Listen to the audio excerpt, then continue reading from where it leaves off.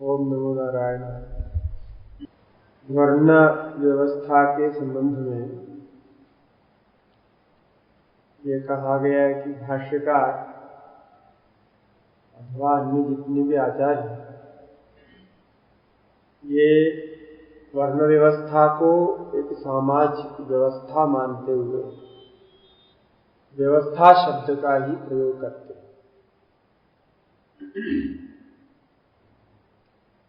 ये व्यवस्था वेद से ही आया हुआ है और वेद ये वर्णाश्रम व्यवस्था पर ही आधारित होकर के सब कुछ सिद्ध करता है। ये व्यवस्था वर्णाश्रम व्यवस्था कोई विभाजन करने के लिए या उस प्रकार आपस में द्वेष उत्पन्न करने के लिए, राग उत्पन्न करने के लिए नहीं है। ये तो कर्म को सिद्ध करने के लिए है। जो वेद विहित कर्म है उसको सिद्ध करने के लिए, यानी समाज में सभी को अपने अपने स्तर में रहते हुए कार्य करते हुए पुरुषार्थ प्राप्त हो जाए, इस उद्देश्य से है ये कहा गया है। तो कल हम विचार कर रहे थे कि ये जो वर्ण का निर्माण है, वर्ण की सृष्टि है, ये वेद से ही होता है। तो वर्ण सृष्टि का क्या मानदंड है कि क्यों एक मनुष्य एक वर्ण में या दूसरे वर्ण में आ जाता है, इसको लेकर के दो विचारों में बात चलती है। दो विचार में है, आपस में विवाद भी है। कुछ लोग मानते हैं जन्म से ही वर्ण आ जाता है और कुछ लोग गुण से मानते हैं। तो इस पर हम कल विचार किए थे कि गुण और जन्म दोनों का क्या अंतर होता है। इसका विस्तार हम बाद में अभी बताएंगे आपको। ये जाति परिवर्तन का जो नियम है उसका कुछ कारण होता है, उनमें कुछ कारणों को विशेष रूप से लेकर के बदल दिया जाता है। इसको ही आगे बढ़ाते हुए यहाँ एक विशेष बात कहनी है। ये जो वर्ण और जाति में भेद, वर्ण और जाति ये दोनों शब्द पर्यायवाचक रूप से ऐसे प्रयोग करते हैं, किंतु वर्ण और जाति का भेद होता है। वर्ण तो आपने अभी सुना, पुरुष सूक्त आदि में आया कि भगवान ने स्वयं ही वर्णों की सृष्टि की, सभी सृष्टि के साथ वर्णों की सृष्टि भी है। चातुर्वर्ण्य मया सृष्टम, भगवान ने स्वयं कहा। ये चार वर्ण विभाग जो भी है वो कार्य को लेकर के चार वर्ण है, वो कर्म को लेकर के है, धर्म की रक्षा के लिए है। ये अभी हम वेदांत में आपको सुनाएंगे। ये वर्ण है, ये वर्ण के एक एक वर्ण के अंदर अनेक जातियां होती हैं, अनेक गोत्र भी होते हैं। ये एक वर्ण में एक ही गोत्र हो ऐसा नहीं होता। तो जितने ये जाति होते हैं ये गोत्र के अनुसार और उनके जो पूर्वज है उनके अनुसार वो जाति का संबंध होता है। जैसे अभी उदाहरण के लिए ब्राह्मण जाति को लेने पर, ब्राह्मण वर्ण को लेने पर, ब्राह्मण वर्ण के अंतर्गत अनेक जातियां, जैसे वो जातियों के हिसाब से गोत्र अलग अलग होते हैं। जैसे शर्मा बोले तो एक ब्राह्मण जाति विशेष, इसी प्रकार जो त्रिपाठी आदि तिवारी क्या क्या नाम लगाते हैं ये अलग अलग होता है। और वो लोग वहां उसका अलग अलग स्तर में मानते भी हैं, सभी का एक समान नहीं मानते। तो यहाँ भी ऐसे उत्तर में भी बहुत भेद है, दक्षिण में भी है। जैसे वहां नंबूदरी होते हैं, अय्यर होते हैं, अय्यंगार होते हैं, और कोटी होते हैं। नंबूदरी पाठ नंबूदरी दोनों अलग होता है, नंबूदरी पाठ सबसे श्रेष्ठ होता है। और इस प्रकार से अलग अलग वहां भी है, हर जगह है। ये सब अलग अलग जाति भेद से होता है, उनका गोत्र अलग होता है।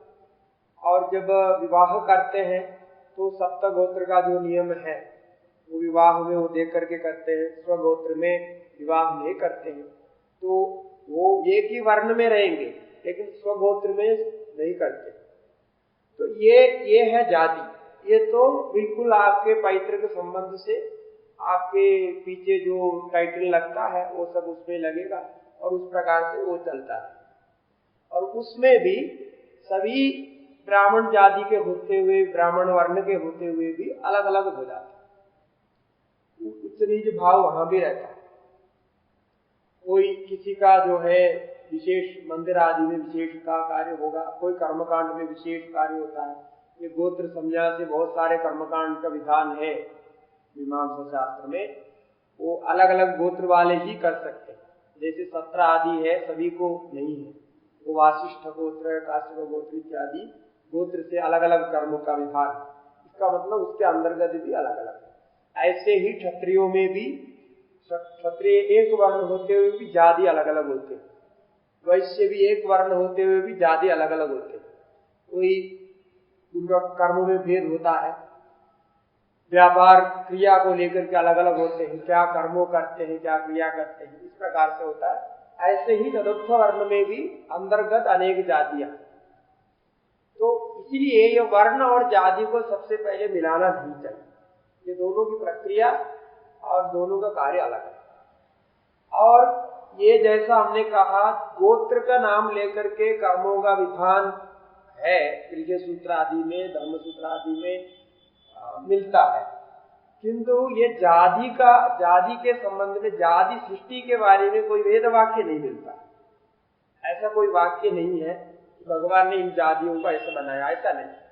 जो बनाया, जो सृष्टि प्रक्रिया में वर्णों का विभाजन है, वर्णों का अभी जैसा स्पष्ट रूप से सृष्टि है, उसका भी एक वर्ण था, बाद में उसका विभाजन कर्म के लिए किया।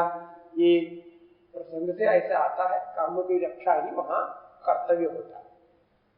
तो इस प्रकार से इसमें इन दोनों में भेद मानना चाहिए। नहीं भेद मानेंगे तो बहुत सारे आजकल जो विवाद चलते हैं, कंफ्यूजन चलता है, इसको लेकर के होता है।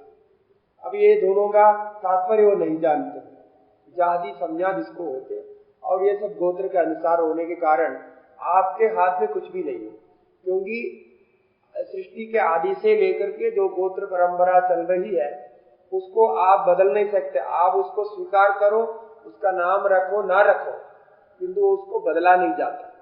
पहले ऐसे प्रथा थी, आप जब उपनिषद आदि देखेंगे तो मालूम हो जाएगा कि जिस गोत्र के हैं वो गोत्र नाम जो है तद्धित प्रत्यय लगा करके उसमें जुड़ जाता है। जिस गोत्र में होगा वो गोत्र का नाम, जैसा गौतम एक गोत्र का नाम गोत्र संज्ञा से होता है, आत्रेय वो गोत्र संज्ञा है। इस प्रकार से वो जोड़ दिया जाता है। और वो धीरे धीरे जब समाप्त हो गई, परिवर्तन की आड़ में वो समाप्त हो गई, तो समाप्त हो गया तो पिता के नाम के साथ जोड़ करके कहने लगे, जो पिता के नाम से साथ जोड़ते हैं, और कुल के नाम से जोड़ने लगे, कुल का भी नाम उसमें जोड़ दिया जाता था। ऐसा वो भी अभी धीरे धीरे लुप्त हो गया। सब लोग पहले पिता के नाम से या गुरु के नाम से मिला करके कहते थे, जिससे कि वो परंपरा बने रहे। अथवा प्रपितामहादि बहुत प्रसिद्ध थे तो उनके नाम से फिर प्रवर आचार्य प्रवर मानते हैं, जिनको प्रवर मान करके भी वो संज्ञा उसमें दी जाती। उससे क्या होता था कि सुनने वाले को स्पष्ट ज्ञान होता था कि ये किस वर्ण का है, किस जाति का है, इससे किससे संबंध हो सकता है, किस गोत्र का है, इनके साथ विवाह किस गोत्र का होगा, ये सारा ज्ञान स्पष्ट रूप से होता था। तो उसमें कोई व्यतिक्रम होने का या कोई दोष होने की संभावना नहीं थी। इस प्रकार से स्पष्ट हो जाता। आजकल वो सारे लुप्त हो गए। कारण क्या है? इसमें ये सब मानने में उनको दोष लगा और दोष का प्रचार किया, ऐसा नहीं होना चाहिए वैसा नहीं होना चाहिए करके अपना किया और दूसरे ढंग से वो विभागीयता को लाया। और ये सब हटाने का कारण डर ही है, एक प्रकार का डर पैदा किया। डर पैदा करने से वो लोग जो है अपने नाम के आगे लिखना हटा दिया। इससे क्या हो रहा है, बहुत सारी समस्याएं इससे हो रहे हैं कि ये जो विवाह आदि कार्य अन्य कार्य होते समय कुछ पता नहीं चलता है कि ये किसका है कहाँ है, वो आगे पीछे फिर पूछना पड़ता है, पता लगाना पड़ता है। आजकल भी पूरा तो नष्ट नहीं हुआ, कहीं कहीं बहुत सारे जगह तो अभी तो गोत्र आदि देकर के ही विवाह का निश्चय करते हैं, अब पूरा नष्ट हो गया ऐसा नहीं है। बाकी तो जो नहीं मानने वाले तो नहीं मानते, वो बात अलग है। लेकिन इसका कुछ दोष भी है, तो दोष है क्या है वो हम बताएंगे। बहुत दोष होता है इसमें। जैसे हमने पहले कहा कि ये नियम जो रखा है, जो भी नियम रखा है, ये हमारे वंश में वंश से आए हुए गुण और उन गुणों के द्वारा शास्त्रानुसृत जीवन चलाकर आगे जाकर के ब्रह्म ज्ञान तक, एकात्म ज्ञान मोक्ष तक प्राप्त करने का क्रम में ये सब बनाया हुआ। ये सब साधन के अंतर्गत आते। आपको कोई साधन करना है तो साधन के लिए कुछ नियमों का पालन करना पड़ता है। आपको कुछ अध्ययन करना है तो अध्ययन का नियमों का पालन करना पड़ता है। स्कूल में जाके पढ़ाई करनी है, वहां भी कुछ नियमों का पालन करना पड़ता है। सब जगह नियमों का पालन होता है। नियमों के पालन करने पर आपके मन व्यवस्थित हो जाते हैं और प्रयोजन मिलता है। तो ये जो भी नियम तोड़ने की बात करते हैं, उन्होंने ये नियमों का असली प्रयोजन नहीं समझा। ये किस प्रयोजन से है ये नहीं समझे। अब धीरे धीरे समझने लग गए, धीरे धीरे उस पर रिसर्च हो रहा है तो समझने लगे। ऐसा ही इन्होंने रिसर्च किया बहुत। अभी देश में भी कुछ रिसर्च हो रहे हैं, विदेश में बहुत लोग इसके बारे में रिसर्च किया। रिसर्च करके वो रिसर्च का जो फल है ये निकला कि ये जो गोत्रादि रूप से निश्चित करके विवाह आदि करने का और संतान उत्पत्ति करने का ये प्रयोजन है कि उसमें उन गुणों का जो मूल है वो बना रहेगा, वो नष्ट नहीं होगा। नहीं तो नष्ट हो जाता है। एक एक जीन में जो विशेष गुण है वो नष्ट नहीं होगा, उसका परिवर्तन संभव है। उस जन्म में रहते हुए आप आचरण के द्वारा परिवर्तन कर सकते हैं, ये हम बाद में बताएंगे आज। लेकिन संकर होने से, जैसा हमने पहले भी कहा, संकरो नरगा ये क्यों कहा, संकर होने से उस वर्ग का, उस व्यक्ति का गुण नष्ट होता है। हो सकता है आपके पूर्व पीढ़ी के जो अच्छे पूर्वज रहे होंगे, उन्होंने अच्छे आचरण करके कुछ निष्ठा से कुछ करके, जैसे अभी डार्विन का थियरी देखने पर कैसे आता है 3 जन्म में 7 जन्म में ये सब परिवर्तन होता है, तो वो आपके अंदर होगा वो गुण। अब वो गुण यदि आपको काम में आना है, अच्छे गुण काम में आना, इस प्रकार दोष भी होता है। ऐसा नहीं कि गुण ही होंगे, ऐसा नहीं है। वो तो दोष गुण का विभाजन तो हमको करना है, लेकिन हमारे आध्यात्मिक दृष्टि से जो कुछ फल प्रयोजन आपको रहेगा वो तो गुण ही मानते हैं। अब वो गुण का प्रयोजन आपके संतान में नहीं आ पाएगा यदि आपका संकर हो जाता है, क्योंकि वहां मिलेगा नहीं। दोनों के वो जीन में अंदर पड़ने से वहां वो गुण नष्ट हो सकता है। जो भी वस्तु संकर मिला करके बनाए जाते, अभी पेड़ पौधों को देखिए, अभी जैसे अनाज को देखिए और गाय भैंस आदि को देखिए, जानवर को देखिए, जिसको संकर करके बनाए जाते हैं, उसका बाद में गुण चला जाता है और प्रोडक्टिविटी कम हो जाते हैं और बाद में धीरे धीरे वो वंश नष्ट ही हो जाता है। ये तो जो आजकल जेनेटिकली मॉडिफाइड सीड्स जो होता है, तो ये जो करते हैं आजकल जीएमओ, जेनेटिकली मॉडिफाइड डीएम बोलते हैं, हाँ, वो 1 टाइम यूज होता है, कोई दूसरा भी करता है तो वो भी उसमें ताकत नहीं रहती है। तो वो क्यों हो रहा है? अब ऐसा होते होते हमारे जो मूल धान्य आदि थे, जिसके अंदर और क्षमता थी और गुण विशेष थे, वो सब नष्ट हो गया। प्रोडक्टिविटी ज्यादा लाने के लिए, ज्यादा उत्पादन के लिए ये सब बदल करके नष्ट कर दिया। ये केवल पौधों में होते हैं, जानवर में होते हैं ऐसी बात नहीं, मनुष्य में भी ऐसे ही होता है। इसीलिए वो ऐसे कहे कि आप जहां तक हो उस गुण को बनाए रखने के लिए वो संकरित जाति में नहीं करे। संकरित करेगा तो वो दोनों में गुण का आदान प्रदान होगा, दोनों का गुण बनेगा। कभी हो सकता है उल्टा उस तरफ भी चला जाएगा, इस तरफ आ जाए। वो तो जेनेटिकली जो भी वहाँ हार्मोन क्रोमोसोम का जो भी कार्य होगा उस समय, वो समय के अनुसार जैसा भी होगा, पिता की तरफ माता की तरफ जैसा होगा वो होगा, वो डिसीजन जो भी वहाँ निश्चित होना। लेकिन उसका दोष ये, वो तो आजकल वैज्ञानिक भी मानते हैं इस प्रकार से दोष होता है। इसीलिए बहुत सारे प्रजातियों को बनाए रखने के लिए, जैसे गौ है, गौ प्रजाति के विशेष गुणों को बनाए रखने के लिए वो उसको अन्य के साथ संघर्ष करने नहीं देते। जैसे कुत्ते हैं, कुत्तों का भी अपने अपने प्रजाति को बनाए रखने के लिए वो दूसरे के साथ संघर्ष होने नहीं देते हैं। अब वो उसका असली गुण जो डोबरमैन आदि जो भी जिनको यूज करते हैं, ऐसे कुत्तों का विशेष गुण होता है। अब वो विशेष गुण को बनाए रखने के लिए वो संघर्ष नहीं होने देते। संघर्ष हो गया तो उसका गुण मिल जाए, ऐसा नष्ट होगा।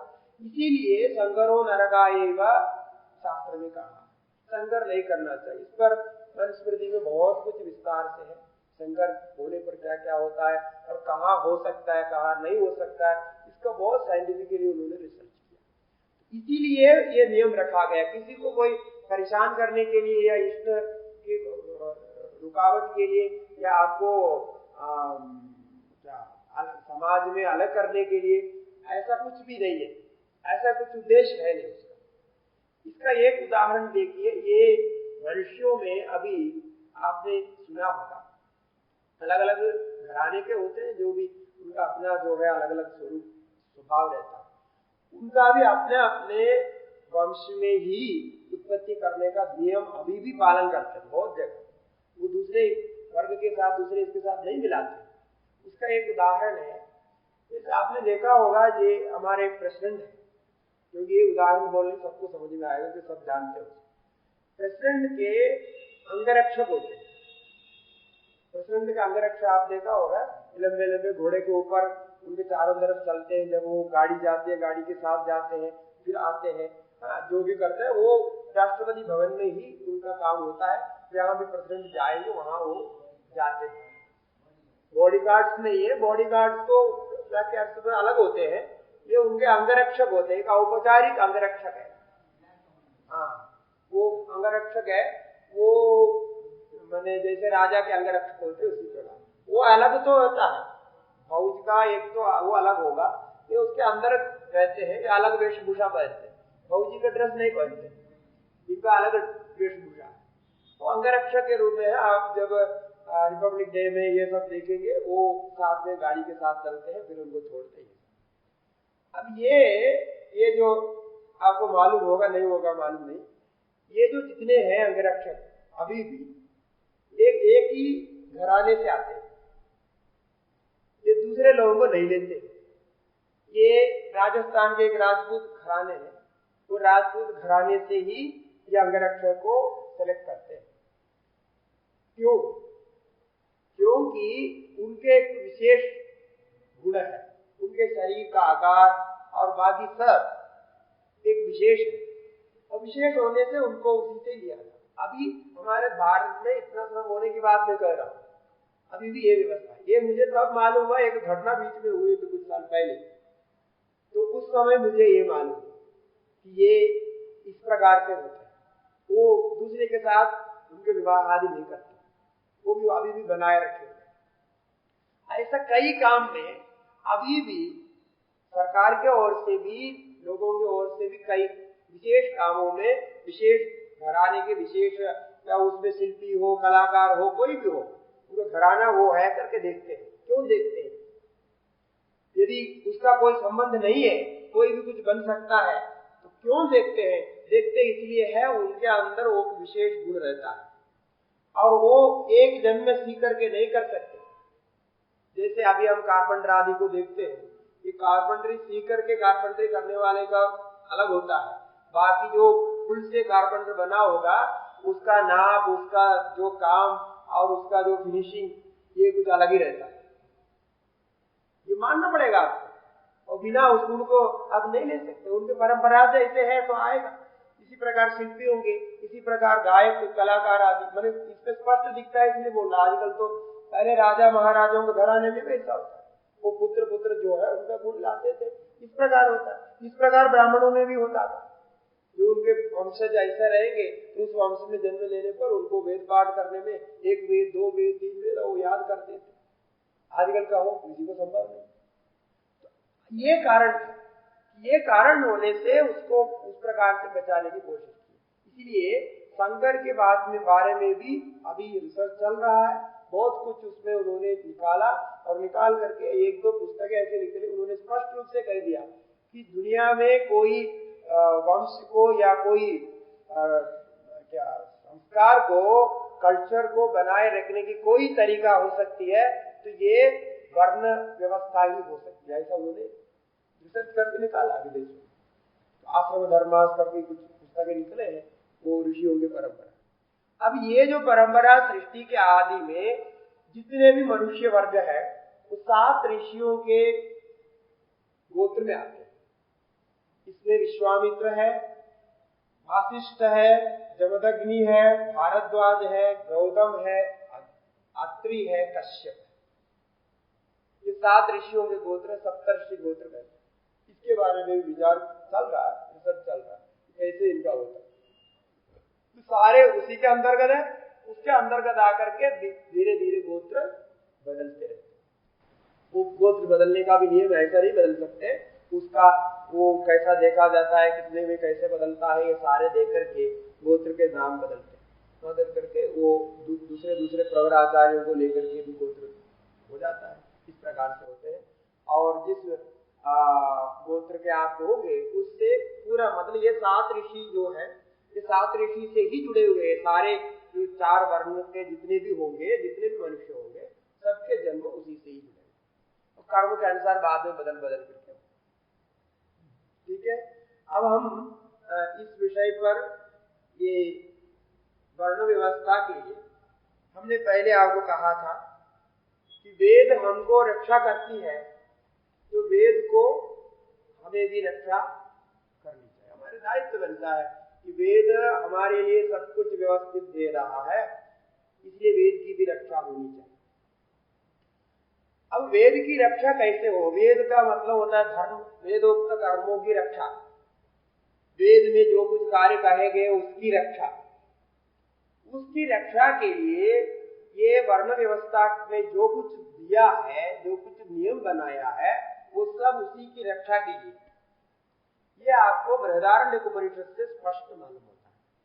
बृहदारण्यक उपनिषद में ये वर्ण की उत्पत्ति, ये तो सामान्य रूप से पुरुष सूत्र आदि में मिलता है, गीता में भी मिलता है, अन्यत्र कई जगह स्मृतियों में मिलता है, लेकिन बृहदारण्यक में वो क्रम से बताया गया, जिससे कि आपको सुनने से, उसको ठीक समझने से कोई राग द्वेष होने की संभावना नहीं है। और ये भी कभी आप नहीं कहेंगे कि गुण को लेकर के बदलना चाहिए, ये नहीं कहेंगे। कारण क्या है कि जिसको जैसे अभी परंपरा से देखा जाए तो उसके परंपरा में वो कर्म लेके आया है, उसके लिए वो सक्षम रहता है, उसके अंदर विशेष शक्ति रहती है, उस विशेष शक्ति को इस्तेमाल किया जाए। कई बार ऐसे होते हैं तो दूसरे काम में लगाने के बाद में उससे मन मोड़ करके फिर दूसरे काम में लग जाते। आपने पढ़ाई किया कुछ और काम कुछ और कर रहे, लोग इसके बारे में नहीं सोच रहे ऐसा क्यों हो रहा है, ऐसा हो जाता है। और मजबूर होकर के बदलना कुछ अलग बात है। अब देखिए, कल मैंने ये कहा था कि ये वेद की रक्षा के लिए जब व्यवस्था उन्होंने बनाई, वेद ने अपने इसके लिए, ये मनुष्यों के द्वारा ही करना है सब कुछ कार्य, सभी कर्म उनके द्वारा संपन्न होना, उसके लिए जो व्यवस्था बनाई, तो वो व्यवस्था जैसा भाष्यकार ने कहा, जन्म से जो गुण आ रहे हैं गुण को लेकर के बनाए। भाष्यकार कहते हैं ना, शास्त्र भी गुण को नहीं लेते हुए नहीं बता रहे, गुण को लेते हुए भी बता रहे। और जो श्रेष्ठ वर्ण है जिनके लिए सब अधिकार दिया गया, उनको भी बहुत सारे नियम बनाया, और वो नियमों को तोड़ने पर प्रायश्चित करना पड़ता है और उनको बाहर किया जाता है। ब्राह्मणों को वेद पढ़ने का अधिकार है, क्षत्रिय वैसे तीनों जाति को वेद पढ़ने का अधिकार दिया है, किंतु वो भी उस नियम के अनुसार आने पर कर सकता है। उसका साल बीत गया, उम्र बीत गया, 20 साल का हो गया, 18 साल का हो गया, तब फिर उनको नहीं पढ़ाया जाता। और ऐसे उम्र बीतने के बाद में जो वेद पढ़ करके वेद पाठी बनते हैं, उनको आज कल भी जो मुख्य कर्मकांड होते हैं, बड़े बड़े याग होते हैं, उनको नहीं बुलाते। जो बचपन से ही दीक्षा के समय में दीक्षा लेकर के जो पढ़ा है, उनको ही वो बुलाते हैं, नहीं तो नहीं बुलाते, क्योंकि उनका स्वर नहीं मिलेगा और उनके जो भी बोलेंगे जैसा हम लोग बोलते हैं वैसे ही हो जाएगा, वो पक्का उसमें संस्कार नहीं होगा। इसके लिए पूर्ण समय को बदले, इसलिए अभी भी ऐसा है। अब बुलाएंगे, आपको बाहर का काम दे देंगे, जो भी दे देंगे। मुख्य कर्मकांड का आप ब्रह्मा, आचार्य, अध्वर्य आदि नहीं बन सकते। उसके लिए आपको परंपरा से जाना। क्यों ऐसा कर रहे हैं? वो जारी है, लेकिन उनको भ्रात्य करते, ये भ्रात्य ब्राह्मण होते, यानी समय पर किया नहीं, बाद में जब मौका मिला तब किया तो नहीं होता। इस प्रकार सभी में होता है, तब सबका समय दिया हुआ, सब मनुस्मृति में विस्तार से, वो सब अलग से देखने का, मैं उसमें विस्तार से चर्चा नहीं कर रहा हूँ, लेकिन उस पर सूचना दे रहा हूँ कि एक ऐसा ना मान लिया जाए कि ये ब्राह्मण होने से सब कुछ कर सकता है या क्षत्रिय होने से अपने कर सकता है, ऐसा भी नहीं। उसका नियम बताया, नियम के अनुसार आएगा तो करेगा, नहीं तो नहीं करेगा। अब ब्राह्मण पर सभी कुछ इसलिए सौंपा था कि उनको ये कहा कि आप वेद की रक्षा करते हुए, वेद पाठ करते हुए, वेद संबंधी कर्मकांड को करते हुए, उसका अध्ययन अध्यापन करते हुए उसकी रक्षा करें। बाकी आपको कोई काम नहीं है, बाहर का काम कुछ भी नहीं दिया। इसलिए नहीं दिया कि ये करने पर वो नहीं कर सकते। स्पष्ट रूप से आपस्तंभ में सूत्र पे आया है कि जब वो वेद की उपासना, वेद को रक्षा करने जाएंगे तो वो धन संपादन नहीं कर सकेंगे। इसीलिए उसकी रक्षा के लिए उनको खिलाना पिलाना, जो भी उनका जीवन चलाने के लिए क्षत्रिय वैश्य आदि के लिए लगाया। अभी आएगा यहाँ वेदारण्य में, वो ही सुना जाए। उनको लगाया कि आप जो संपादन करें इनको दान दे, दान दे करके वो दान से वो काम करें। तो दान दे करके अपना कार्य करने का ही अधिकार उनको, ब्राह्मणों को। क्यों? वो यदि सुबह सुबह उठ करके इसका पूरा अध्ययन कंठस्थ नहीं करेंगे कि एक वेद का भी कितने मंत्र है, हमने सुनाया ना, तो वो पूरे वेद के जब देखेंगे तो उसको याद करने में कितने समय लगते हैं। 1,00,000 मंत्र, ये कोई कम नहीं है। और एक एक सूक्त याद करने में आपको कितना समय लगता है। और वो इतना ही नहीं, उसके आचार सारे दिन भर उनको काम होता है, इधर उधर देखने का समय नहीं होता। जब अध्ययन कराएंगे, अध्यापन कराएंगे, वो उसकी रक्षा के लिए है। भाष्यकार ने स्वयं कहा है कि स्वाध्याय प्रवचनाभ्याम न प्रमदितव्यम। इसके भाष्य में कहा कि प्रवचन क्यों करना चाहिए। स्वाध्याय के बाद प्रवचन, प्रवचन मन उसका अध्यापन करना, पढ़ाना क्यों करना चाहिए? उसकी रक्षा के लिए, नहीं तो उसकी रक्षा नहीं। दूसरे को पढ़ाएंगे नहीं, दूसरे को समझाएंगे नहीं, ये परंपरा कैसी बनेगी? नष्ट हो जाएगी। इसीलिए उसको करना पड़ता है, क्योंकि गुरु अध्ययन पूर्वक ही वेदाध्ययन। ऐसी स्थिति में आज क्या हो रहा है, ये कोई भी ये कर नहीं रहा। ये ब्राह्मणों को करना चाहिए, कोई कर नहीं रहा। वो जो नहीं कर रहा है, नहीं करते हुए भी वेद का कुछ नहीं जानते, जहां तक जनेवी भी नहीं पहनता है, शिखा सूत्र कुछ भी नहीं है, आचार भी नहीं है, फिर भी अपने को ब्राह्मणत्व अभिमान करते हैं और खत्म ही कुछ नहीं करते। भाष्यकार ने गीता भाष्य में कहा ब्राह्मणत्व से ही रक्षण रक्षितो स्यात् वैदिको धर्मः। ऐसे गीता भाष्य शुरू में कहा ये ब्राह्मणत्व की रक्षा करनी चाहिए। ब्राह्मणत्व की रक्षा क्या है? ब्राह्मणत्व की रक्षा मतलब ब्राह्मणों के आजकल जो ब्राह्मण नाम से घूम रहे उनकी रक्षा करने की नहीं कहा, ऐसे आरोप नहीं। ब्राह्मणत्व की रक्षा करना यानी जो लोग इसका आचार विचार करेंगे, वेद पाठ करेंगे, उनको आप दान दे दो, उनको मदद करो, उनको संरक्षण दे दो। वो इसीलिए कि वो व्यक्ति को रक्षा करने के लिए नहीं है, वो उनके द्वारा वेद रक्षित हो जाता है और कोई माध्यम नहीं हमको वेद को रक्षा करने के लिए। इसीलिए उनको, इसको लोगों ने क्या किया, सामाजिकवादियों ने या क्या तथाकथित उद्धारकों ने क्या किया, ये ब्राह्मणों को अपना श्रेय देने के लिए, ब्राह्मणों को ये करने के लिए सब किया। बोला ऐसा कुछ नहीं है, ब्राह्मण को कुछ नहीं चाहिए, उनको तो अपने खाने पीने के लिए जो कुछ है वही चाहिए, उतना ही लेने के लिए अधिकार में कहा गया। और बोला कि आप धन इकट्ठा करके रखेंगे, बाद में आप फंस जाएंगे, आपका सारा चला जाए, वेद चले जाए। इसलिए ऐसा नहीं करना है, क्योंकि उसके संरक्षण के लिए फिर चिंता लगेगी। अब अध्ययन अध्यापन नहीं करेंगे और विद्यार्थियों को पैसा लेने के, विद्यार्थियों से पैसा नहीं लेना है, जैसा आजकल, ये सब आजकल कोई समझेंगे नहीं। तो अब क्या है कि हम रक्षा करने चाहते हैं, तो हम वैदिक है, वेद की रक्षा करना चाहते हैं, शास्त्र के संबंध कुछ भी करना चाहते हैं, थोड़ा बहुत लोगों को भी इसमें लगा दें और उसके लिए हम प्रेरणा दें और उनको संरक्षण देके वेद की रक्षा करें, वो उनको वेद पाठ सिखाए और उसी के लिए करें। अब उसके लिए जब बोलते हैं, ये भी लोग नहीं समझते, ब्राह्मण लोगों को भी वो लोग, उनको समझ में नहीं आता, बोलते हम लोग कैसे जिएंगे, हमको पैसा नहीं है, अब दक्षिणा नहीं मिलता है, ये मिलता है। बात सही है, अभी दक्षिणा नहीं मिलने पर कोई भी इसमें इस प्रवृत्ति में नहीं जाएगा, पैसा नहीं मिलने पर कौन प्रवृत्ति में जाएगा, इसमें जाएगा, इसलिए तो वो छोड़ दिया सब लोग। अब क्या करना पड़ेगा, इसको बदलना पड़ेगा। कई लोग आकर के हमको बोलते रहते, मैं उनको समझाता हूँ, देखो भाई ये तो आप बोल रहे जो गलत कि ब्राह्मण सब गलत हो गए, कुछ नहीं कर रहा, वो मजबूरी से स्थिति में आ गए। एक तो पहले जैसा कहा कि राजाओं के द्वारा, राजाओं के जो आतंक है और समाज में जो आतंक फैला, उनके खिलाफ जो कुछ हुआ, उसके कारण उन्होंने कर्म धर्म करना सब छोड़ दिया और सब कुछ बदल गए। उसके साथ कर्मकांड भी समाप्त हो गया, कोई पूजा पाठ करता नहीं और दक्षिणा के लिए बुलाता नहीं, तो क्या करना है, वो तो और कोई रास्ता देखने लगे और रास्ता रह करके बदल बदल करके चलेंगे। ऐसा हुआ है, ऐसा बहुत सारे लोग इसी में चला गया है, इसके कारण अभी ये स्थिति आई है। लेकिन अब हमारा कर्तव्य क्या है, जैसा भाष्यकार आदि कहते हैं, ब्राह्मणत्व रक्षण करना, जो भी करने के लिए हमको ये क्या करना चाहिए, कम से कम जितना कर्मकांड बना हुआ है, जैसे थोड़ा सा संस्कार है, थोड़ा बहुत यज्ञ याग आदि के लिए, आजकल नाम के लिए करते हैं, कोई यज्ञ याग आदि का कोई ज्यादा तात्पर्य नहीं है, किंतु षोडश संस्कार में कुछ संस्कार तो बना हुआ है, जैसे जन्मजात संस्कार और उसके बाद जो है विवाह संस्कार इत्यादि 2-4 संस्कार तो मुख्य रूप से बना हुआ है, बाकी तो सब नहीं, षोडश संस्कार तो सारे कुछ नहीं करते।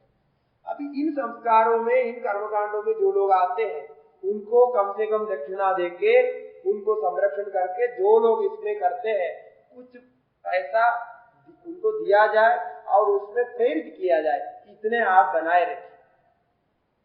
और बाकी कोई भी ऐसे छोड़ करके जो सब कुछ करके घूमने वाले, वो ब्राह्मण कहने लायक नहीं है और वो कुछ कर नहीं रहा, खुद भी नहीं कर रहे और करने भी नहीं जाते, अपने पुत्रों को भी नहीं करा रहे। चलो आपके पास 3 पुत्र है या 2 पुत्र है, एक को तो कम से कम करो, एक को तो काम में लगा, कुछ नहीं होता।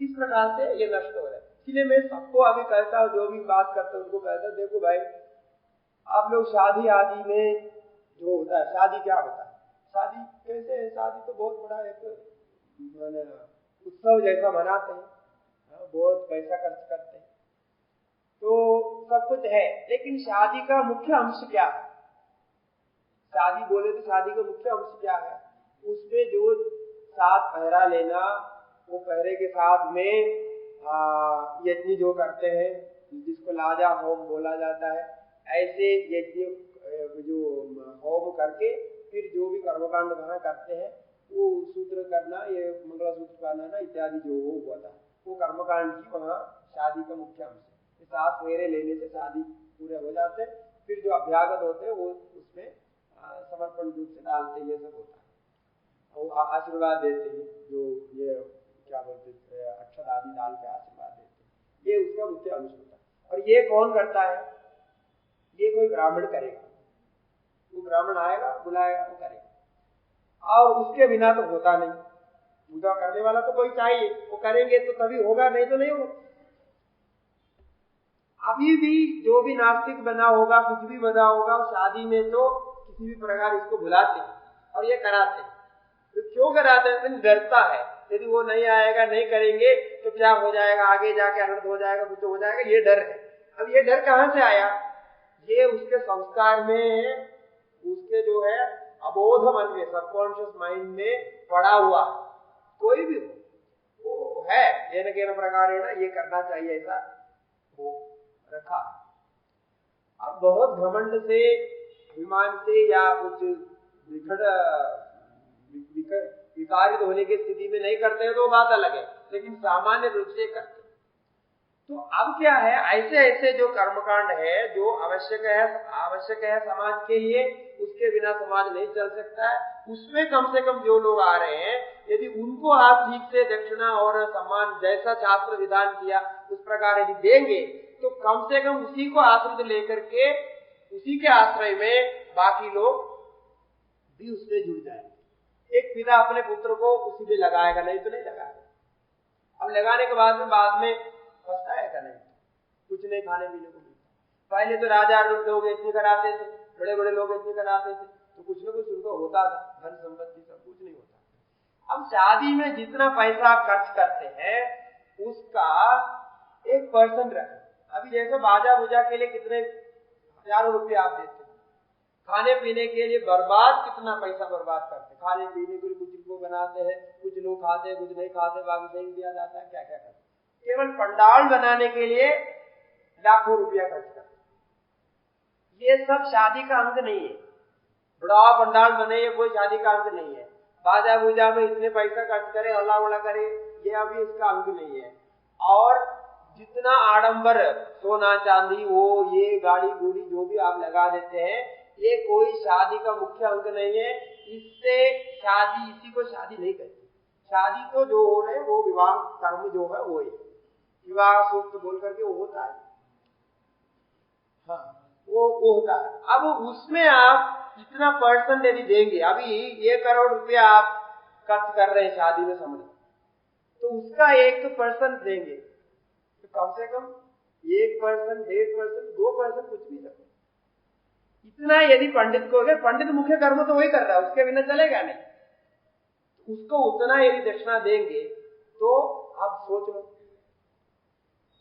लो तो अपने आप वो सीखेगा, अपने आप करेगा, अपने आप अपने ये कोई नहीं सोच रहा। सब अपने बड़े बड़े डायलॉग मार रहे, कुछ वो कर रहे, सब कुछ कर रहे। और समाज के बुद्धि में ये डालना पड़ेगा, इस प्रकार से बदलना पड़ेगा कि भाई और कोई संरक्षण नहीं दे सकता, आपको ही देना पड़ेगा, क्योंकि आपको ये आवश्यक है। अब देखिए, ऐसा यदि उसको मिलते रहेगा तो वो अपने पुत्र को उसमें लगाएगा नहीं लगाएगा, तो अपने पुत्र को भी लगाएगा। देखो भाई ऐसे हमारा काम तो, लोगों को क्या मतलब है, काम से मतलब है, उनको अपने जीवन चलना चाहिए। यदि जीवन चलने का रास्ता निकल जाता है ये तो हो जाता है। भाई एक उदाहरण बोल रहा है, इस प्रकार से कुछ व्यवस्थित सोचा जाए तो वो वेद की रक्षा हो। आप तो स्वयं नहीं कर रहे, लेकिन जो कर रहे हैं अपने जीवन उसमें लगा दिया, उन्होंने दाव पे लगा दिया कि ठीक है मैं पंडित बनूंगा, ये करूंगा, जो भी करूंगा करके आपने लगा दिया, तो उसके संरक्षण करना चाहिए, उनको बुलाना चाहिए, कर्मकांड कराना चाहिए, जो भी आप कराना चाहते कराइए, उनको मदद करिए। ऐसे पैसा मत दीजिए, ऐसे पैसा देने का कोई विधान हमारे शास्त्र में नहीं है कि आप डोनेशन दे दिया हो गया, ऐसा नहीं होता है। वो ब्राह्मणों के द्वारा जो कर्तव्य पूजा पाठ जो भी करना होगा वो करा करके उसके बाद में देना पड़ता है, नहीं तो उनको परिग्रह दोष लगे। ऐसे ही दे दिया तो वो लेते भी नहीं है। जो अच्छे ब्राह्मण है वो बिना कुछ कार्य किए वो नहीं लेते, वो ऐसे डोनेशन देने से नहीं लेंगे, वो परिग्रह दोष भी लगता है। तो उसके लिए भी नियम बताया गया है। ये है संरक्षण की बात। तो इसी बात के आधार पर वेद ने ये सब कुछ किया, क्योंकि पूरे जीवन व्यतीत किए बिना वेद का पाठ करना, उसको याद करके रखना, उसका कर्मकांड का पालन करना संभव नहीं है। ये कोई खेल की बात नहीं है, नहीं कर सकते। और बाकी जो कई ब्राह्मण हमारे परिचित जो लोग, उनको भी कहता हूँ, वो कहते हैं हमारे पास टाइम नहीं, हमको नहीं किया, हमको ये नहीं होता, हमको वो नहीं होता, हम क्या करें, हम पढ़ नहीं सकते। अरे कम से कम सुबह उठ करके अपने संध्या वंदन तो आप कर सकते। सुबह उठ के जो भी आधा घंटा 40 मिनट ज्यादा से ज्यादा लगता है, वो संध्या वंदन को आप कर सकते हैं। एक गायत्री माला जब हो सकता है, इतना तो आप कर ही सकते हैं। इतना करने से कम आपका जो है वो अंदर जो आपके जीन है, आपके जो संस्कार है वो उसके साथ बना रहेगा, आपका मन शांत रहेगा और आप स्वस्थ रहेंगे, आपके परिवार आगे ठीक रहेगा। ये नहीं समझते। और कैसे करें भी कैसे? उठते हैं 8 बजे, सोते हैं 12 बजे 2 बजे, फिर कैसा होना है? कुछ नहीं होगा। सुबह उठ नहीं सकते, उठा जैसे उठा, फिर नहा धो करके वो ऑफिस में चला गया, जहाँ काम करना वहां चला गया। संध्या करने का टाइम कहाँ है, सोचने का टाइम कहाँ है? ये बड़े बड़े ब्राह्मणों की बात कर रहा हूँ जो कुल में बाकी तो क्षत्रिय वैश्य आदि जो करने के योग्य है वो भी तो ऐसा है। लेकिन जो लोग जान रहे हैं, मैं अभी कई लोगों को जानता हूं, होते हुए जान उनको सही समझ में आ गया, इसका ये दोष है, ये गुण है, समझ में आने के बाद धीरे धीरे वापस कर रहे हैं, क्योंकि अभी हम करने में स्वतंत्र है। पहले राजा जो भी मुसलमान के समय में, बाकी समय में आप करने से आपको पीट दिया जाता था, मार दिया जाता था, जो भी किया जाता था, अत्याचार होता था, वो बात तो है ही नहीं। अभी आप करना चाहते तो कर सकते, आप किस प्रकार जीना चाहते उसके लिए आपको संविधान स्वातंत्र्य दिया। संविधान का जो अनुच्छेद में जो क्या बोलते हैं, जिसको फंडामेंटल राइट्स बोलते हैं, फंडामेंटल राइट्स में वो फोर्थ जो राइट्स वो है धर्म की स्वातंत्रता, जो फंडामेंटल राइट्स में आता है। फंडामेंटल राइट्स जो है वो जो आपका मूलभूत मनुष्य को मूलभूत बातें जो भी है, उसमें ये धर्म, स्वधर्म का, अपने अपने धर्मों का पालन करने के लिए सबको स्वातंत्र्य, ये भारत के संविधान देता है। इसी प्रकार वो फंडामेंटल ड्यूटीज में भी आप किसी के धर्म पर आरोप नहीं लगाएंगे, किसी के धर्म से छेड़छाड़ नहीं करेंगे, ये भी कहा गया है। और उसी प्रकार कोई विभागीय कार्य नहीं करेंगे, कोई फूट डालने के लिए कार्य नहीं करेंगे, ये सब देखना चाहिए, ये ड्यूटीज में रखा, ये सब व्यवस्था दी है, इसलिए आप कर सकते, करना चाहते कर सकते। इससे क्या है, ना आपकी नौकरी जाने वाली है, ना आपको समाज में कोई दोष, क्योंकि आप सुबह सुबह अपने घर में संध्या कर रहे हैं, शाम को अपने घर में संध्या कर रहे हैं, वो किससे क्या लेना देना। आप टीवी देखने के समय में या कोई दूसरे खेलकूद करने के समय में आप संध्या वंदन पूजा कर रहे हैं, जिससे कि आपका धर्म का कम से कम इतना पालन, यहाँ इतना तक भी लोग करने को तैयार नहीं है। आप फिर धर्म की रक्षा की बात कर रहे हैं, ब्रह्मज्ञान की बात कर रहे हैं, फिर इसकी बात कर रहे हैं, उसकी बात कर रहे हैं, कुछ नहीं होने वाला, वो हो नहीं सकता, क्योंकि स्वधर्म का परिपालन जहां हो वहीं आगे पुरुषार्थ की सिद्धि हो सकती है। इस दृष्टि से आप देखिए, अभी ये कर्म के आधार पर, क्योंकि दो बातें चल रही है, कर्म के आधार पर वर्णों का विभाजन हुआ और वो वेद से लेकर के ही है, इसको सिद्ध करने के लिए बृहदारण्यक का ये वाक्य बहुत बढ़िया, इससे इतना स्पष्ट अधिक कहीं नहीं है। सर्वद ब्राह्मण में अन्यत्र भी इसके बारे में चर्चा है, अन्य ब्राह्मण ग्रंथों में भी है सूत्रादि में, लेकिन यहाँ जैसा कहा आप वो, क्योंकि ब्रह्म से पूरी सृष्टि बता करके उसके बाद में वो ब्रह्म परमात्मा परब्रह्म से सबकी सृष्टि बता करके वो सृष्टि के अंतर्गत धर्म की रक्षा के लिए इनको दायित्व दिया। इससे ज्यादा स्पष्टीकरण का होना चाहिए, इसके लिए दायित्व दिया। और कोई आपको झगड़ा करने के लिए, एक को ऊपर करने के लिए, एक नीचे करने के लिए नहीं, ये तो झगड़ा कराने वाले कुछ भी बोल के आपको झगड़ा कराते रहे। वो कभी देश के नाम से झगड़ा कराएंगे, वर्ग के नाम से झगड़ा कराएंगे, भाषा के नाम से झगड़ा कराएंगे, क्योंकि झगड़ा करने से उनको फायदा, झगड़ा करने से इसी के लिए झगड़ा कराते। बाकी तो जब व्यवस्थित सब कुछ चल रहा है, आपस में लोगों का कोई विरोध नहीं है, कुछ नहीं है, तो वो सोचते अरे सब कुछ शांत चल रहा है, अभी क्या करना चाहिए, इसको अशांत किए बिना हमारा दाल कैसे गलेगा, हमारी खिचड़ी कैसी पकेगी। तो वो सोचते रहते हैं कि शांत है तो तृप्त नहीं रहते, वो कहीं ना कहीं कुछ न कुछ ढूंढते रहते कि अशांत किया जाए, कैसे जाए, हमको आंदोलन करने का, हमको गाड़ी जलाने का, हल्ला हुल्ला करने का मौका कैसे मिले। तो वो करने से नेता बनता है, नेता बनने से कमाई होता है। अब नेता किसके लिए बन रहा है आजकल, सब नौकरी चाकरी छोड़ करके नेता बनने में लगे हुए, तो जल्दी पैसा हो जाता है। बाकी समाज को शांत रखना, समाज को व्यवस्थित चलाना, समाज की रक्षा करना नहीं होता है। ये क्यों नहीं होता है, आप देखिए, जब आप हिस्ट्री निकाल के देखिए, यदि ऐसा होता तो कब से सब कुछ सुधारने वाला।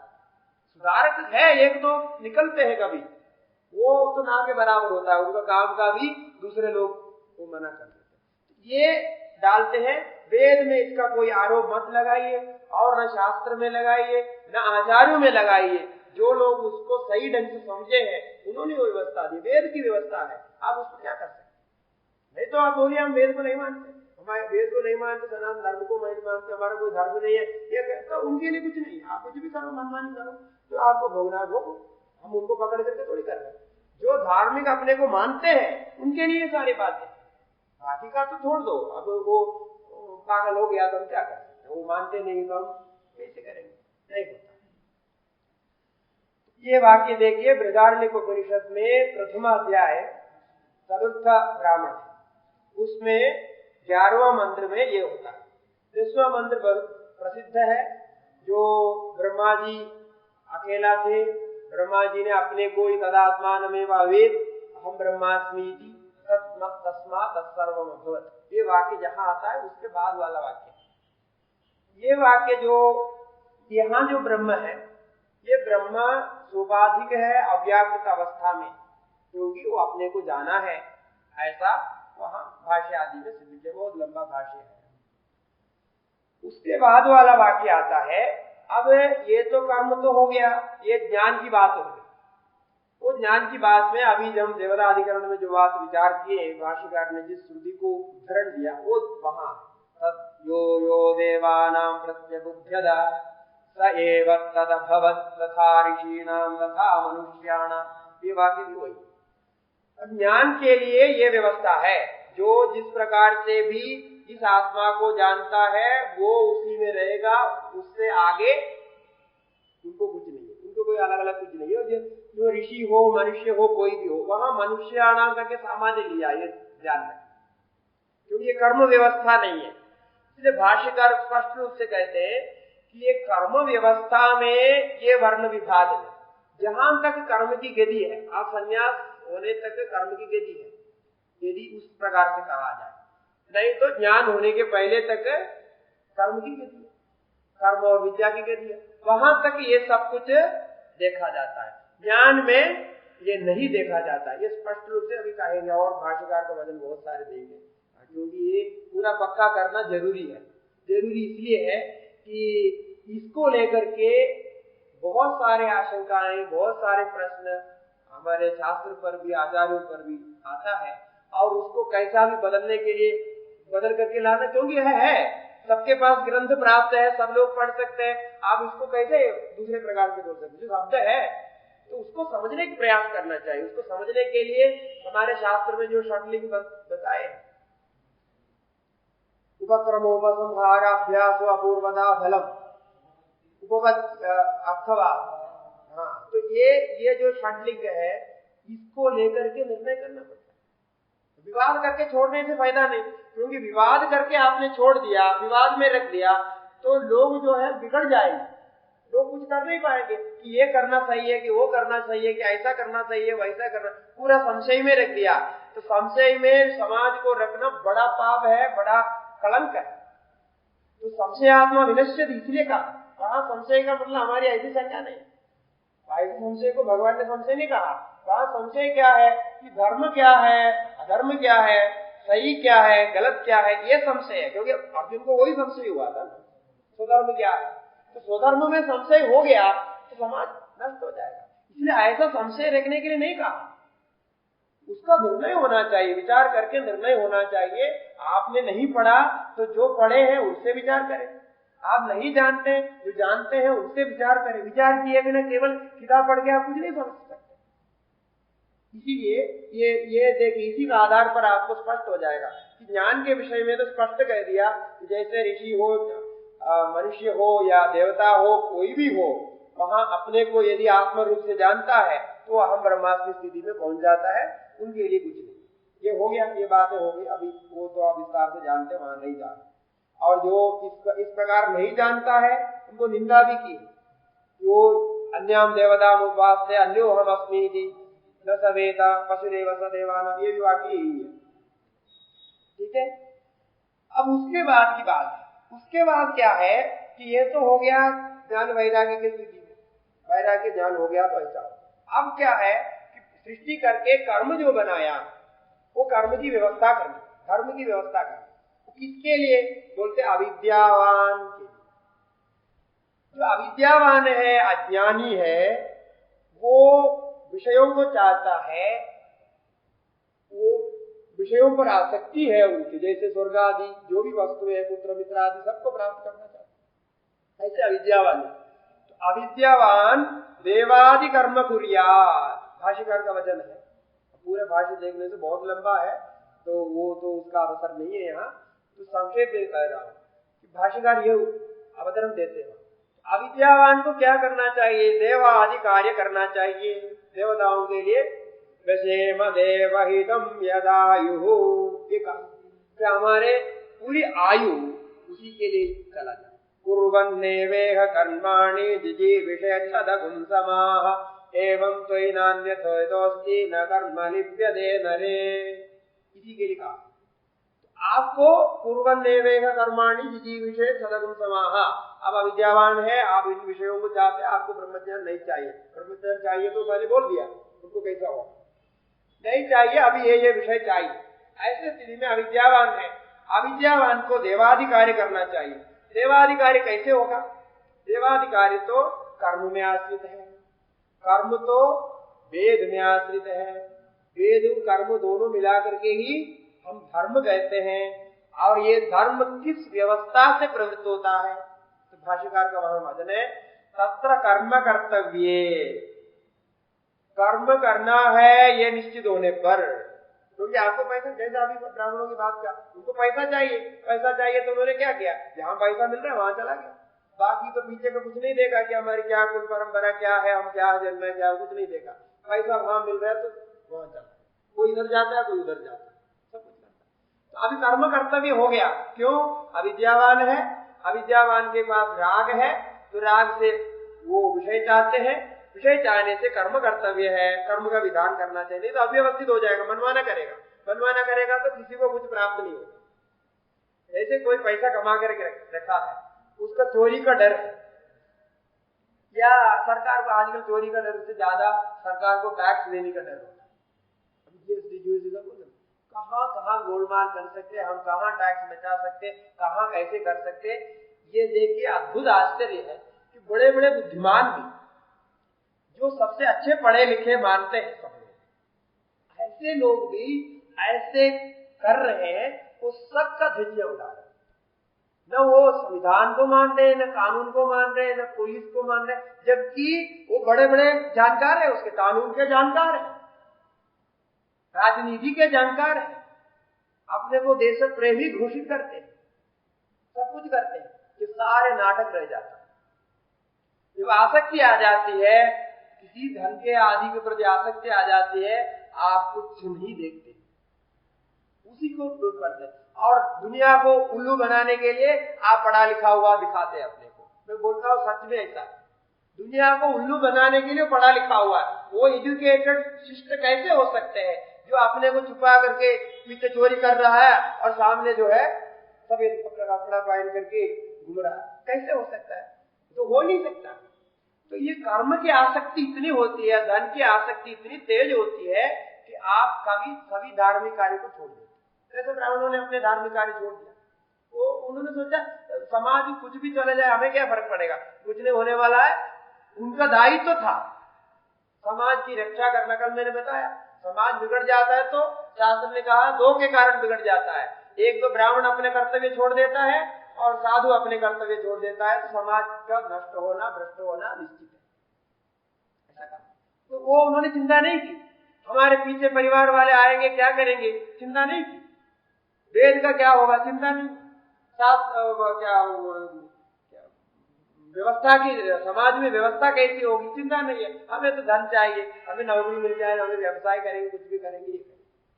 और उल्टी बात ये भी है, कई कई ब्राह्मण है व्यवसायी, बहुत बड़े व्यवसाय करते, धन संभाल रहे, तो बहुत अभिमान से बोलते हैं कि हम व्यवसायी हैं, अपने अभिमान से बोलते हम व्यवसाय करते हैं। उनको तो शर्म आना चाहिए कि हम व्यवसाय कर रहे हैं, गलत काम कर रहे हैं, हमारा काम नहीं है, वो हम कर रहे हैं, हम ऐसे करने की दुस्थिति में है, इतना कम से कम भाव हो, वो भी नहीं। बड़ा अभिमान से बोलते हमारे पास पैसा है, ये सब है, व्यवस्था है, सब कुछ है, हम व्यवसाय करते हैं। ऐसे हो गया क्यों? क्यों? ये सब अविद्या के कारण है। ये अविद्या के कारण राग आ जाता है, राग में कर्म करना पड़ेगा, कर्म करने पर के लिए उसको छूट दिया जाए, छोड़ दिया जाए, छोड़ देने पर वो मनमाना करे। यही मैं बोला, मनमाना करने से ऐसा भी कैसे भी करना। बाहर यदि बाहर आप नियम को मान रहे हैं जैसा दिखाते हैं, लेकिन अंदर से ये मानते हैं ये नियम का कुछ नहीं है, ये नियम को सब बाढ़ में डाल देंगे, भाई तो पानी में डाल देंगे, नियम कुछ नहीं होता है, ऐसा अंदर से है, तभी तो उल्टा करने जा रहे हैं। यदि नियम को मानते, नियम से डरते, या भगवान से डरते, या किसी से भी डरते होते, या अपने गलत काम से डरते, पाप से डरते होते तो ऐसा कभी नहीं करता। कम से कम एक बार तो सोचेगा, मैं सोच रहा। इसका मतलब इतना बलवान होता है, इतना बलवान है कि आपका धर्म कर्म और परिवार, माता पिता भाई बंधु सबको आप छोड़ देंगे, इतना बल उसको मिल रहा है। आज और विचार कुछ नहीं, ऐसा बल मिल रहा है तो सब कुछ कैसे भूल सकते हैं? सोच लीजिए, आप अपने मनुष्यत्व को भूल करके कोई काम कर सकते हैं क्या? इसी प्रकार है आपका जो संस्कार है, ये संस्कार अपने खाने पीने से कम नहीं है। अपने मनुष्यत्व जो आपको प्राप्त हो गया उतना ही आपका मैंने उतने ही उसमें बल देना चाहिए आपके संस्कार पर, आपके आचरण पर। क्योंकि आप भोजन यदि सही ढंग से करेंगे नहीं, बहुत बढ़िया भोजन बनाया, बहुत पैसा खर्च करके भोजन बनाया, उसको सही ढंग से भोजन नहीं किया तो वो भोजन हानिकार होगा कि प्रयोजन का, उसका कोई फल नहीं होगा, वो निष्प्रयोजन होगा, उल्टा उससे बीमारियां भी बढ़ेंगी। ऐसा हो गया, ऐसा हो गया कि गलत भोजन करने जैसे स्थिति में ये हो रहा, तो सब कुछ उनके मन विकारित हो रहा है। मन विकार होकर के एक एक व्यक्ति का विकार होने पर समाज बिगड़ गया। ऐसे समाज को आप कहां से सुधारेंगे? कौन से कानून से सुधारेंगे? देखिए, एक से एक बढ़कर के सख्त से सख्त कानून ला रहे, दंड नीति कर, वो कोई भी दंड नीति काम नहीं आता। जो गलत हो रहा है उसको रोक नहीं पा रहे, कारण है इतना बलवान है। तब वेद ने इसके बारे में सोचा, वेद ये सोच करके आगे बताते भाष्यकार, तद कर्तव्य कर्म कर्तव्य में निमित्तं किम, हेतु क्या है? वर्णाश्च आश्रमाश्च, ये यहाँ का वर्ण और आश्रम ही ये कर्म कर्तव्य में निमित्त है। अब ये जोड़ दो कि जो विद्यावान है उनके लिए दसवें खंड में बोल दिया, वो जैसा करेंगे उनको वैसा, वो आगे भी आपको विस्तार से उसके बारे में बोलूंगा बाद में। ये अभी कर्तव्य कर्म करने में लगा हुआ है, यानी उसको इच्छाएं हैं कामनाओं को प्राप्त करने के लिए, कामनाओं को प्राप्त करने के लिए अविद्यावान है, जन्म से ही अविद्यावान होता है, स्वाभाविक कर्म को लेकर के आते हैं, कल जैसे बताया। तो उसमें व्यवस्था वर्ण और आश्रम को लेकर किया, यही इसका सार है, यही भाष्यकार मानते हैं, यही पूर्व आचार्यों ने माना है, यदि स्मृतियों का तात्पर्य यही शास्त्र का तात्पर्य। ठीक है, अब ऐसे करने में फिर क्या करना चाहिए? तो फिर एक एक कर्म करना है, कर्म संबंध करने के लिए क्या क्या चाहिए, व्यवस्था चाहिए, उसकी सृष्टि वो ब्रह्मा जी ने की। तो ब्रह्मा वाइदमग्र आसीद एकमेव, वो सबसे पहले उन्होंने ब्राह्मण जाति की सृष्टि की, ये कहते हैं वो अग्नि रूपम ब्राह्मण जाति, ऐसा कहा। ये ब्रह्म शब्द का अर्थ यहाँ ब्राह्मण जाति, तो उनको अकेला सृष्टि, मतलब सबको ब्राह्मण बनाया, समझ लो जो सृष्टि किया वो ब्राह्मण ही था, ऐसा बनाया। जो सृष्टि किया सब ब्राह्मण था। इसका सार देखिए, ये जो सप्तर्षि है ना, हमने कहा सप्तर्षि के गोत्र से आप आए, ये सप्तर्षि सारे ब्राह्मण होते हैं, ब्राह्मण तो है नहीं उसमें कोई, तो सप्तर्षि को ब्राह्मण माना है। इसमें विश्वामित्र ऋषि तो बात जो है उनके अलग कथा है, उससे बदल के आए गए, वो ब्रह्मर्षि बन गए। ब्रह्मर्षि माने ब्राह्मण होते हुए ऋषि, ऐसा है। तो सप्तर्षि से आए, तो सप्तर्षि के यदि सारे संतान है तो सामान्य में क्या होना चाहिए? सभी तो ब्राह्मण ही होना चाहिए, कैसे हो सकता है? तो पहले बात यही वेद कह रहा है, उपनिषद वही बात को कह रहा है कि सबसे पहले ब्रह्मवाइदमग्र आसीत् एकमेव, एक ही वर्ण था। इसी को महाभारत में एक वर्ण निगमासीत् युधिष्ठिरा, ऐसा वाक्य महाभारत में मिलता है कि सबसे पहले हे युधिष्ठिर एक ही वर्ण, शांति वर्ण में है, उसको लेकर भी लोग बहुत कुछ बोलते, लेकिन इसकी व्यवस्था नहीं जानते, वो क्यों ऐसा कहा ये नहीं जानते। इसके कारण है उनके परंपरा से आए हुए हैं, जो कुछ उसमें सुसृति हुआ वैसा हुआ, लेकिन ऐसा होने पर काम नहीं चला। कारण क्या है? अब सभी वो बन गया, सब वेद पढ़ते रहेंगे तो खाना पीना बाकी व्यवस्था कौन करेगा, कर्म कैसे चलेगा? तो तदेकम सन्नव्यभवत्, स्पष्ट बोल, ऐसा एक होता वो ब्राह्मण जाति कर्म करने में सक्षम नहीं हुए, ये समर्थ नहीं हुआ। किसके लिए समर्थ नहीं हुआ? कर्म के लिए समर्थ नहीं हुआ। वो जो वेद विहित कर्म करना चाहे तो उसके लिए समर्थ नहीं हुआ। क्यों नहीं हुआ? वो आगे का वाक्य आता, तच्छ्रेयो रूपमत्यसृजत क्षत्रम, तब उसके बाद में क्षत्रियों को बनाया। श्रेयो रूपा सत्य, मैंने ये श्रेयस के कार्य करते हैं, बहुत कुछ आगे बढ़ाने के अच्छे अच्छे कार्य करने वाले, और बाहर से कार्य हमको बहुत कुछ करना पड़ेगा तभी तो वो पूरा कर्म संपन्न हो सकता है। ये ध्यान रखना है, कर्म को सिद्ध करने के लिए सब व्यवस्था बना है। तो एक से कोशिश किया उन्होंने, सारे को ब्राह्मण बनाया, सारे को सृष्टि किए, बोले कि कर्म करो। वो उन्होंने देखा सब कर्म करने बैठेंगे, सब यजमान ऋतिक बन के बैठेंगे तो कैसे होगा, बाकी भी तो काम करना चाहिए समाज में, तो तभी होकर के कर्म सिद्ध होगा। तो श्रेयो रूपम असृजत क्षत्र, क्षत्रिय को बनाया। ठीक है, क्षत्रिय को बनाया। ये क्षत्रिय कौन है, इनका कुछ देवताओं का नाम लेते हैं, क्षत्रिय देवताओं। यान्येदानि देवत्राः क्षत्राणि इंद्रो वरुणः सोमो रुद्रः पर्जन्यो यमो मृत्युरीशानः। ये कहते हैं ये सारे क्षत्रिय देवताएं हैं। देवताओं में भी इस प्रकार के कल्पना करते हैं। तो इंद्र है, वरुण है, सोम है, रुद्र है, पर्जन्य है, यम है, मृत्यु है, ईशान, इनको सब क्षत्रिय माना। हाँ, अब इसलिए हो गया ये क्षत्रिय जो श्रेयो रूप है, क्योंकि सबका शासन करने का कार्य उस क्षत्रियों को शोभा, सबको ठीक से व्यवस्था करना चलाने की। तस्मात् क्षत्रा परम नास्ति, क्षत्रियों की स्तुति है, क्षत्र से पर नहीं है, क्योंकि क्षत्रिय सब कुछ करते हैं। तस्मात् ब्राह्मणः क्षत्रियम् अधस्तादुपासते राजसूये। अब ये भी बोल दिया कि देखो ब्राह्मण तो सबसे श्रेष्ठ है, सबसे पहले उनकी उत्पत्ति की गई, सब कुछ ठीक है, क्योंकि सप्तर्षियों के माध्यम से उत्पत्ति है पौराणिक दृष्टि से। तो ऐसा होने पर भी वो सर्वत्र ब्राह्मण ही श्रेष्ठ रहता है, सर्वत्र ब्राह्मण को ऊंचा आसन देना चाहिए, ऐसा नहीं है। वो कहीं एक जगह क्षत्रिय भी श्रेष्ठ होता, ऊंचा आसन उनका होता, ब्राह्मण नीचे बैठते। कहाँ? तो क्षत्रिय अधस्तादुपासते राजसूय। जब राजसूय होगा तो क्षत्रिय को, चक्रवर्ती राजा को ऊपर बिठाया जाता है, ब्राह्मण को नीचे बिठाया। क्षत्र एव तद्यशोर दधाधि, कहते जो वहां मंत्र पढ़ा जाता है, तुम राजन ब्रह्मासि, ये राजसूय का मंत्र है। ये राजन तुम ब्रह्मा हो, तुम ही सबसे बड़ा हो, ऐसा करके वहां स्तुति की जाती है। तो वो श्रेयस क्षत्रिय को मिलता है। ठीक है, ये हो गया क्षत्रिय की बात। तस्मात् यद्यपि राजा परमदाम गच्छति ब्रह्मैव अंततः उपनिश्रयति इत्यादि वहां स्तुति है, वो क्षत्रिय की स्तुति। अब क्षत्रिय को बनाया तो भी काम नहीं हुआ, ये कहना चाहते।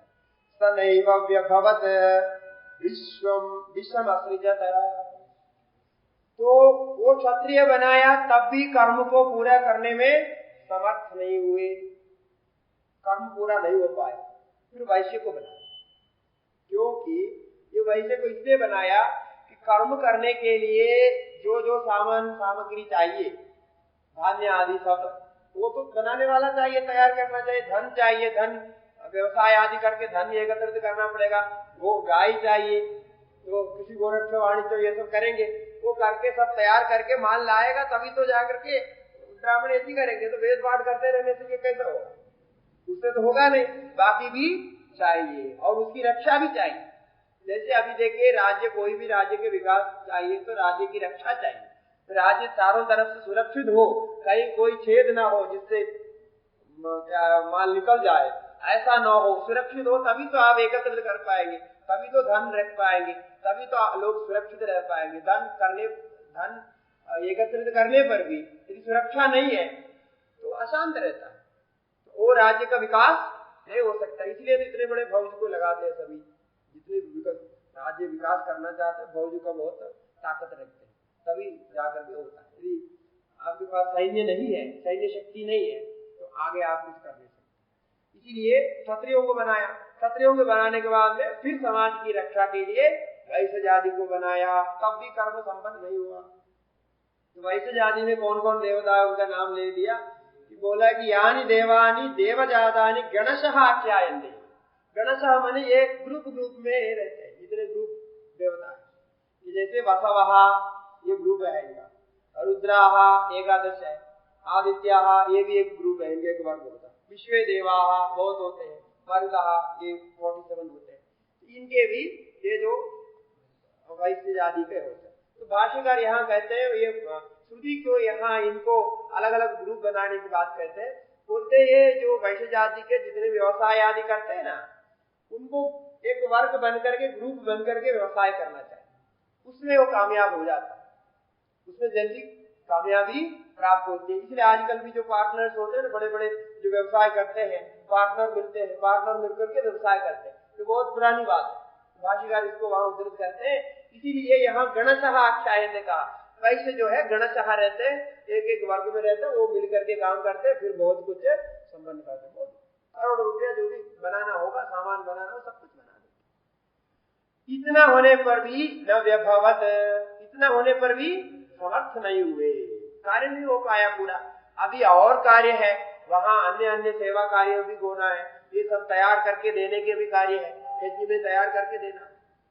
तो शूद्रम वर्णम सृजत, शूद्र वर्ण को बनाया, शूद्र वर्ण को तब बनाया चतुर्थ वर्ण के रूप में। ये शूद्र वर्ण की देवताएं क्या है, बोलते पूषणमयम वै पूषा इदं हि सर्वं पुष्यति यदिदं किंच। ये पूषण है, ये पूषा है, पूषा माने यहाँ पृथ्वी को कहा, सूर्य का नाम भी पूषा है और यहाँ पृथ्वी नाम है। तो ये सबको पोषण करती है, सबको पोषण करती है, सबको जो चाहिए वो पहुंचा देती है, वो दे देती है, इसलिए पृथ्वी पूषा है। इसी प्रकार जो चतुर्थ वर्ण है, सब कर्म के लिए जो जो सामान चाहिए सब कुछ पोषण करता है, सबको सब कुछ पहुंचा देता है।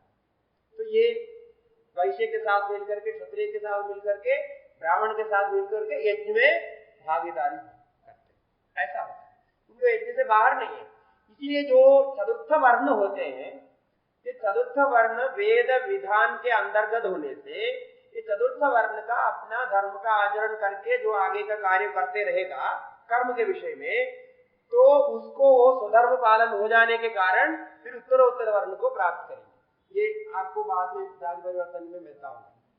तो वो ऐसा श्रेष्ठ अपना धर्म का पालन किया, पालन करने से उसको विशेष हो जाता है। गृह सूत्रों में इत्यादि में बहुत से वर्णन है, और अभी ये भी हम सुनाएंगे, ये जो विशेष जाति विशेष के लिए कर्म का विधान जो मीमांसा दर्शन में निषाद स्थपति रथकार अधिकरण आदि आया, उसका भी बताया। ऐसा उनको दिया गया है, उसको लेकर के आप आगे आगे बढ़ते जाए, आपका पूरा कार्य उसी से सिद्ध होता है। जो ब्राह्मण को कर्म करने से सिद्ध होता है, वही क्षत्रिय को क्षत्रिय का कर्म करने से सिद्ध होगा, वही वैश्य का वैश्य कर्म करने से सिद्ध होगा, वही शूद्र का शूद्र कर्म सिद्ध होगा। ये तीनों मिलकर के, चारों मिलकर के एक ही तत्व को सिद्ध करेंगे, वो वेद विहित धर्म का आचरण को सिद्ध करेंगे। जैसे फैक्ट्री में काम करने वाले अनेक लोग मिलकर के वो फैक्ट्री को आगे बढ़ाते हैं, इस प्रकार यहाँ भी।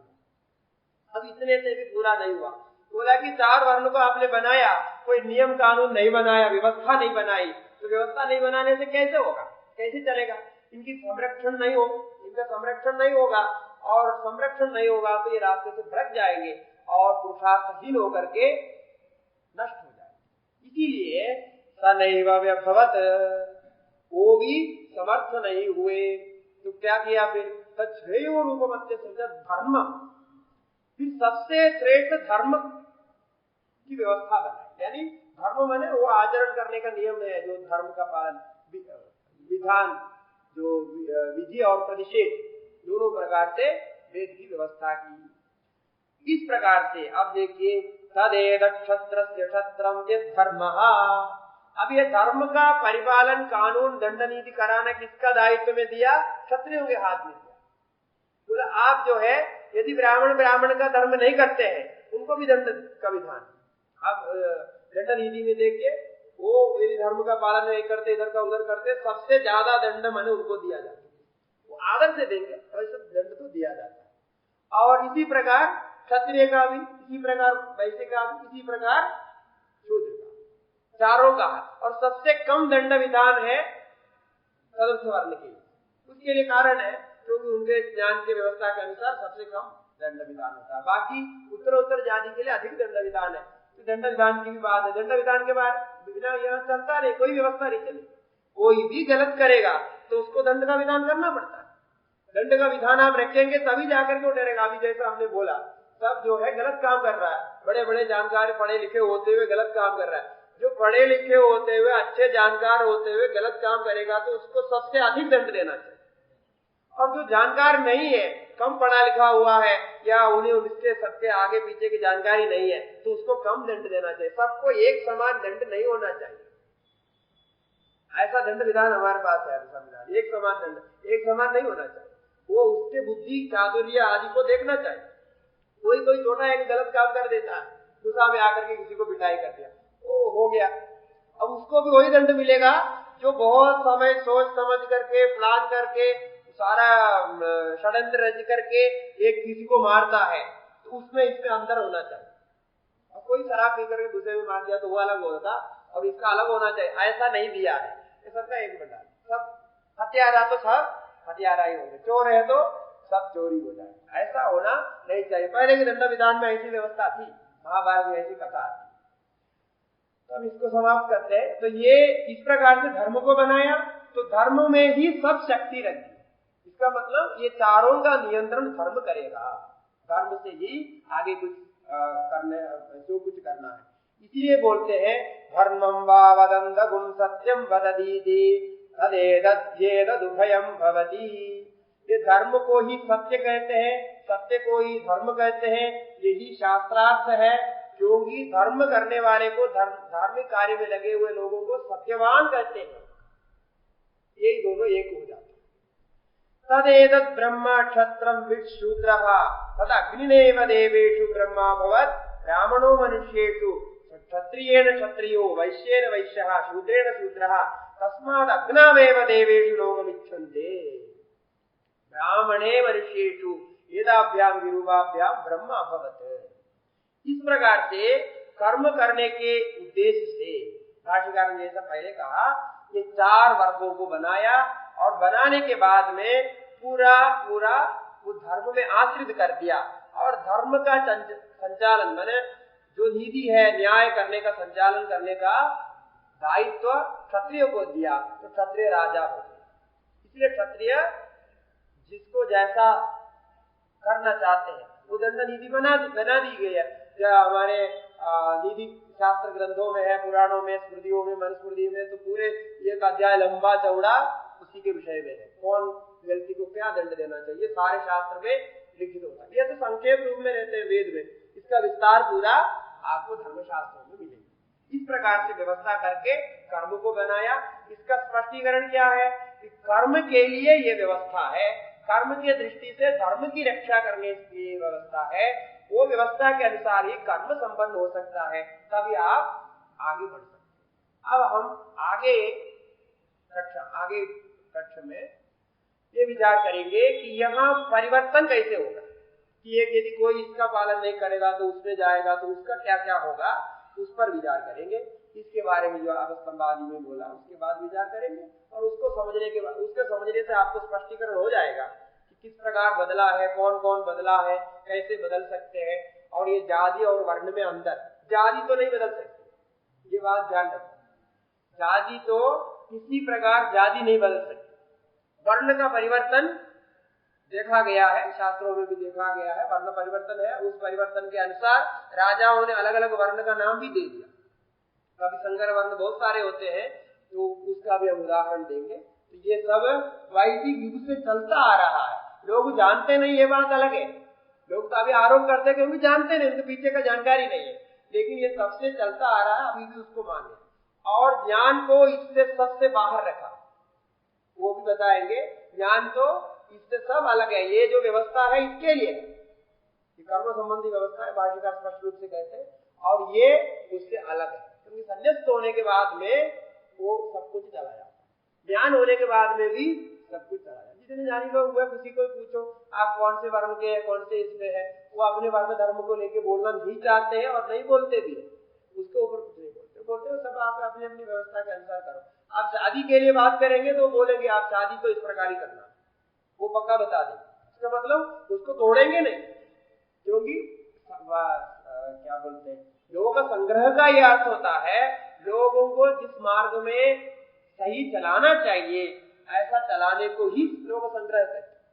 बाकी लोगों को पैसा देकर के उद्धार करना, अपने तरफ करना या कुछ करना, इसको लोग संग्रह नहीं बोलते। लोग संग्रह का अर्थ जिसको जैसा करना चाहिए उसमें प्रवृत्ति उनको करा करके उनका योगक्षेम के लिए जो आप कर सकते हैं वो करें।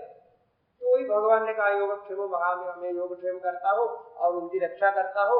और यदा यदा ही धर्म से ग्लानिर्भवति, जब जब धर्म नष्ट होता है, ये धर्म अभी क्या हुआ आप देखिए, ये धर्म यही है। इस धर्म के आधार पर 4 वर्ण है, उसके आधार पर वेद है। ओम पूर्णमदः पूर्णमिदं पूर्णात् पूर्णमुदच्यते पूर्णस्य पूर्णमादाय पूर्णमेवावशिष्यते। ओम शांति शांति शांति।